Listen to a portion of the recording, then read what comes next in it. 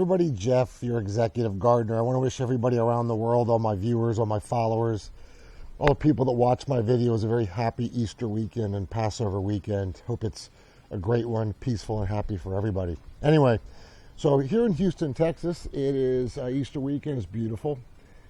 We've been waiting for this, not a cloud in the sky. 75 degrees and sunny for 2 straight days. It is absolutely gorgeous. We call this San Diego weather. And it's also good for gardening. So in this video, we're going to basically talk about 3 things. Number 1, I'll give you an update on the cucumber plants. A lot of you have followed my cucumber plants from seed to seedling. Now they're in the ground. We'll show you how they're doing. And then I'm going to show you what I call a rookie mistake. So even people that have been gardening for a while like I do, and I'm certainly not perfect like anybody, I made a crucial mistake in my container gardening on my tomatoes. And I'll share that with you. So if you live, especially in the South where you get a lot of rain, you won't make the same mistake. Lastly, I'm going to share purple irises. It's a bonus at the end. It's a great plant to plant. Looks great in your yard and attracts a lot of pollinators.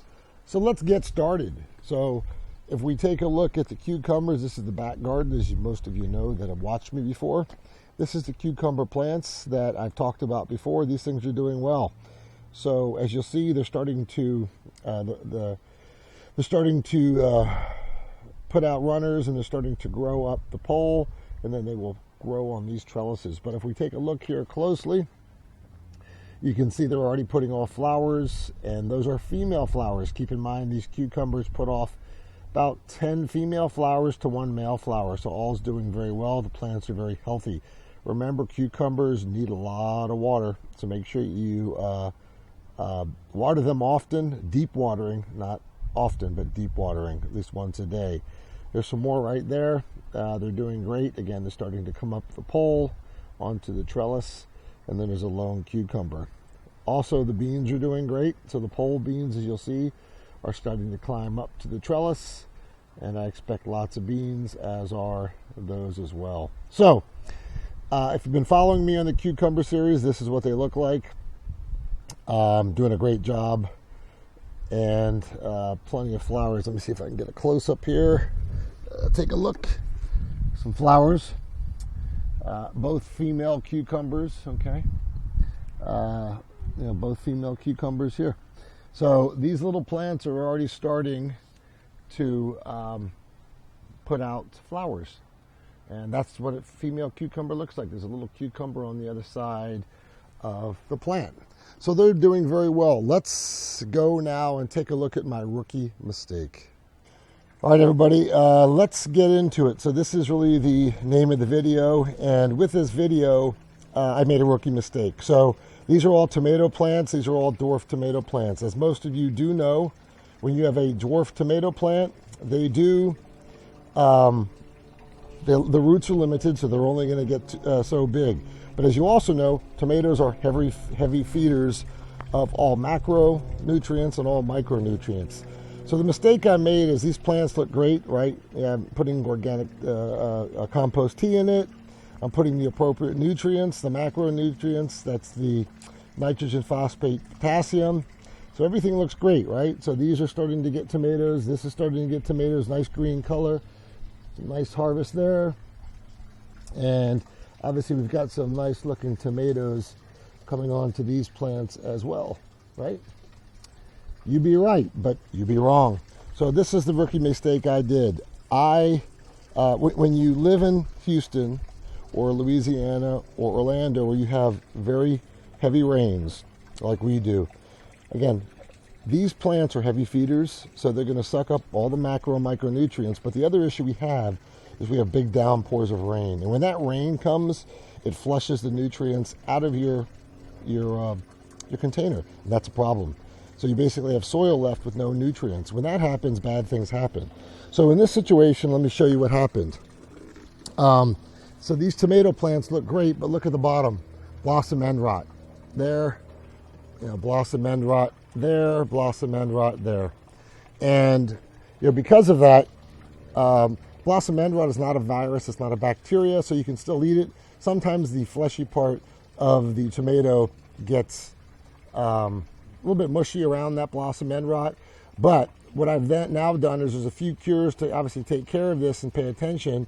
It's calcium nitrate, organic fertilizer, and gypsum or lime. Now, lime or gypsum could in fact impact the pH of your soil. I wouldn't worry about that so much, because the main problem you're trying to solve for right now is the calcium deficiency.